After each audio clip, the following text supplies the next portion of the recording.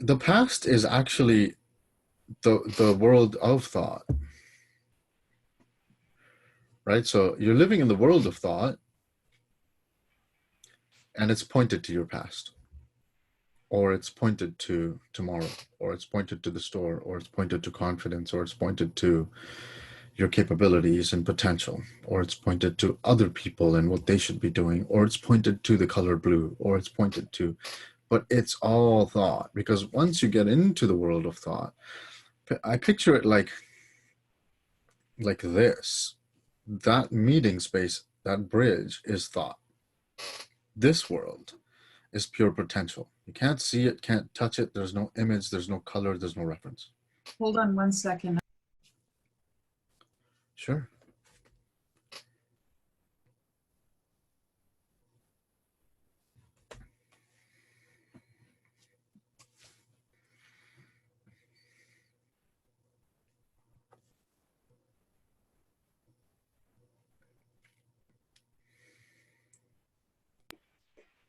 There we go, my neighbor.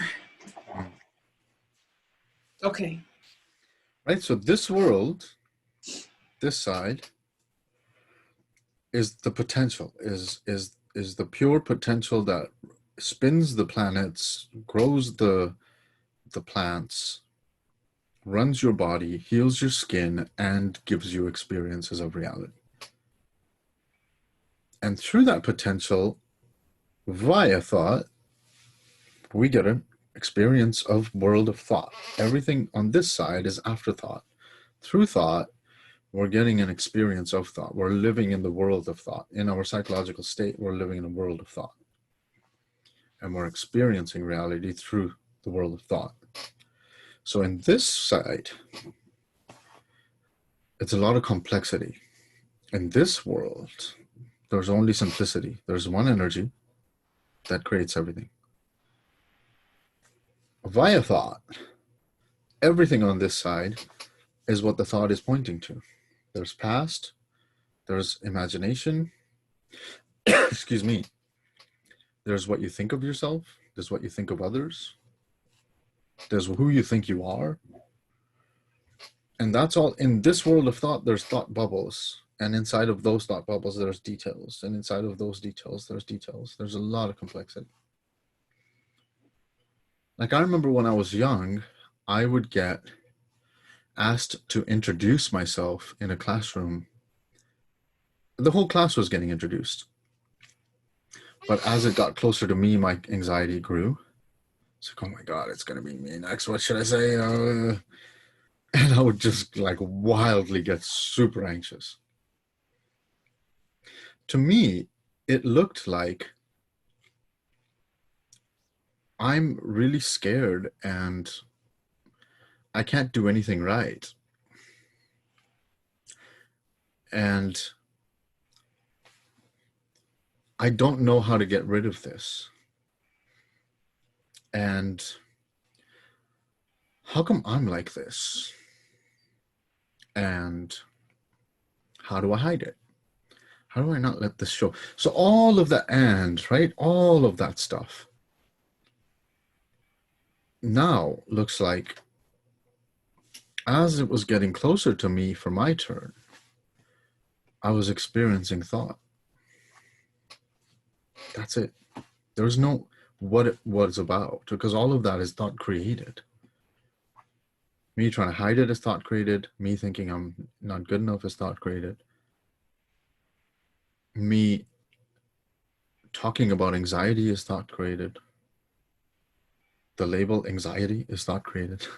Like it's all thought. It's all thought. There's not one piece that's not thought. And if I would have known that, I wouldn't have taken it seriously. I could have still experienced it. I'm not saying I'm not going to experience it. I'm not saying I'm free of it. But as the time for me would come to speak, I could experience that and not be it. Versus I can experience it, be it, and then try to blame myself and make sense of it and hide it. See, it's only when I identify with myself with the experience that I go into trying to do something about it. whether that's making sense of it or hiding it, or both. It takes a lot of energy just to introduce myself to a classroom. Whereas you can, oh, I'm getting nervous. I know what nervous is. It's thought. The hell do I care? And literally, it's like that. It still happens when I do public speaking, but now it's like, oh, there's thought instead of what is it about, and why can't I get over this?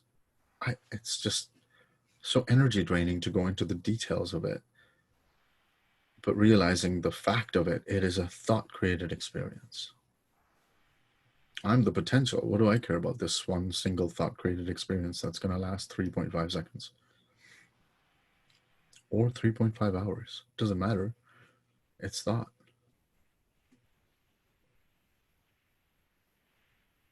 Right? So seeing that it's thought automatically has your wisdom activate. Because your wisdom is awareness, and awareness is looking at thought.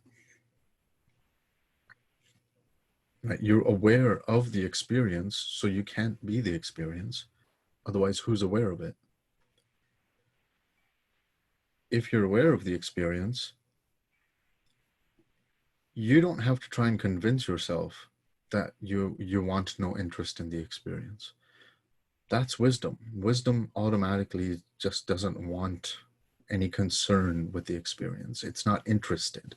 You know, that's why they say wisdom is silent, because it knows more than the loud world. It's not concerned with the loud world. Love is silent.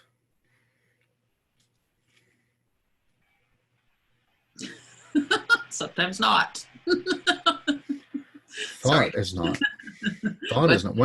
When love is modified by thought, thought is not silent.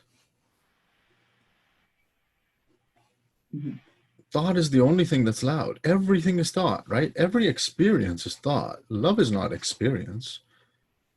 Love is what we are before experience.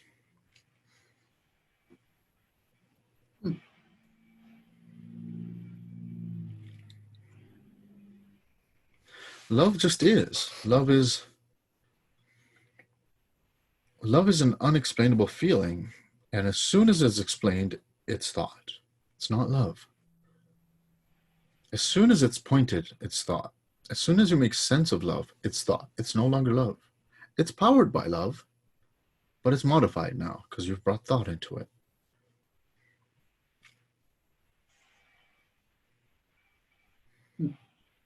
Right? Love is silent. It's what, you know, nature. Look at nature. It grows with such loving energy, and it's never loud.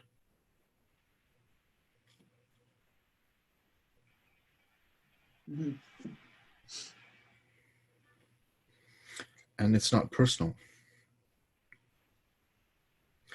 And as soon as we cultivate it, which we often taught about cultivating love, well, you can only cultivate it with thought. How else can you cultivate it? So as soon as you cultivate it, it becomes thought. It's not love.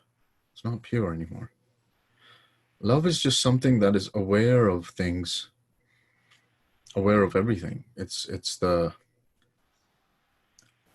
Love is the subject and the object and the experience between the subject and the object.